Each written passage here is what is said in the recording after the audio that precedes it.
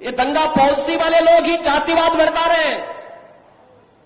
ये दंगा करवाने वाले और कर्फ्यू करान लगाने वाले लोग आज जातीयता का विस्मरण करने का प्रयास कर रहे हैं।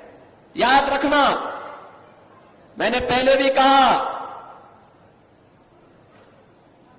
हमारी सरकार ने दंगा मुक्त वातावरण दिया है, कर्फ्यू मुक्त उत्तर प्रदेश दिया है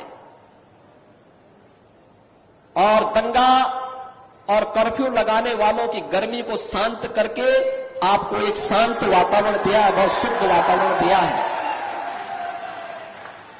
उनको फिर से पनपने का अवसर मत दीजिए। ये जातिवाद की राजनीति, ये जातिवाद की राजनीति भाइयों बहनों, दंगा और कर्फ्यू को आमंत्रण करने की शुरुआत है।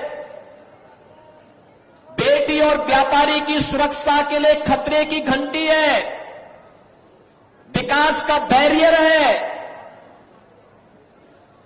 यहां के विकास को बाधित करने की साजिश का हिस्सा है।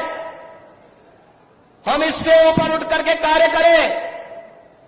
हमें सहारनपुर के अंदर, गंगोह के अंदर, नकुल के अंदर किसी भी प्रकार के दंगाइयों को, किसी भी प्रकार के भ्रष्टाचारियों को, किसी भी प्रकार के उन अराजक तत्वों को जिनके कारण यहां की बेटी, यहां की माताएं, यहां की बहनें, यहां का व्यापारी, यहां का अन्नदाता किसान, यहां का नौजवान उसके जीवन के साथ खिलवाड़ होता हो, उसको हम यहां फिर से पनपने नहीं देंगे, चाहे वह कोई भी हो।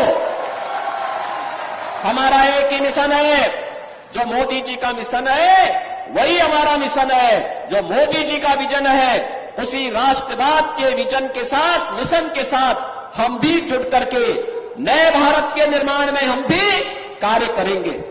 और बहनों और भाइयों, हमें इस बात को ध्यान में रखना होगा, महाराणा प्रताप ने यही कहा था,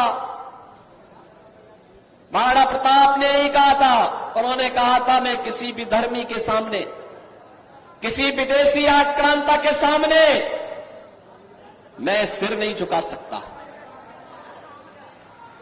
देश का स्वाभिमान होता है। महाराणा प्रताप ने अपनी लड़ाई देश के स्वाभिमान के लिए लड़ी थी, राष्ट्रीय स्वाभिमान के लिए लड़ी थी। उन्होंने कहा था कि हम किसी भी विधर्मी के सामने सिर नहीं झुका सकते।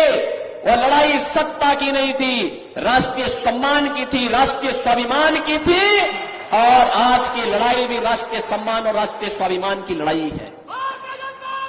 और इसलिए बहनों भाइयों, एक तरफ भारत के सम्मान और स्वाभिमान की लड़ाई लड़ने वाली भारतीय जनता पार्टी है और दूसरी तरफ भारतीयता को, भारत के सम्मान को ठेस पहुंचाने वाली कांग्रेस और उनके नेतृत्व की इंडी गठबंधन में जुड़े हुए सपा और अन्य दल हैं।